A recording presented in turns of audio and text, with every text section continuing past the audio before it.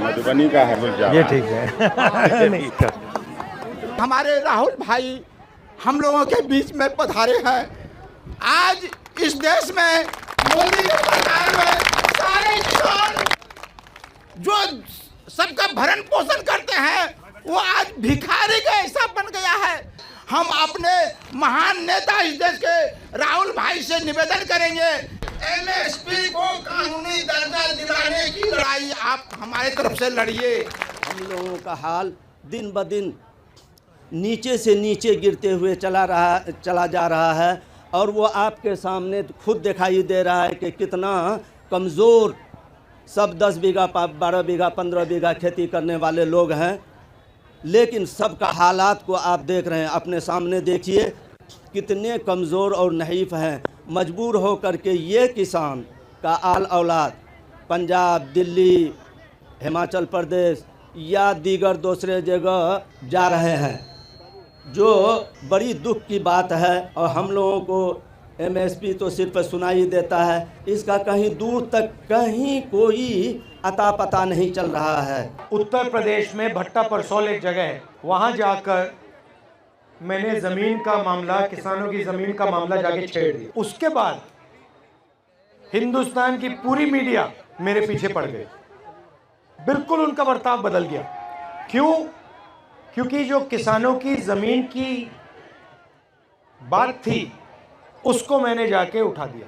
उसके बाद भट्टा परसौल के बाद यूपीए ने, कांग्रेस पार्टी ने ज़मीन अधिग्रहण बिल पार्लियामेंट में पास किया।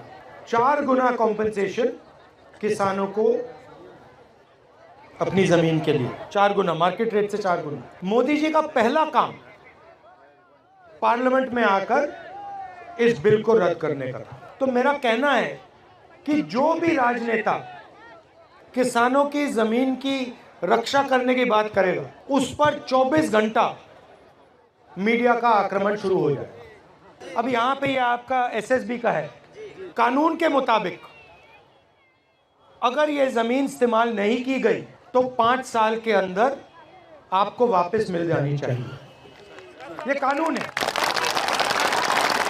मगर यहाँ पे हिंदुस्तान की सरकार ज़मीन अधिग्रहण बिल के कानून को तोड़ दी। और मैं आपको आश्वासन दे सकता हूं कि अगर हमारी सरकार आएगी तो एकदम ये जो आपका काम है हम करके आपको दे देंगे। किसानों को चारों ओर से घेरा जा रहा है, आपकी ज़मीन छीनी जा रही है, आपसे ज़मीन ली जाती है। अदानी जी जैसे बड़े बड़े उद्योगपतियों को फ्री में तोहफे जैसे गिफ्ट में दी जाती है। दूसरी तरफ से खाद, बीज, इन चीज़ों में आप पर दबाव डाला जाता है, आपसे पैसा छीना जाता है।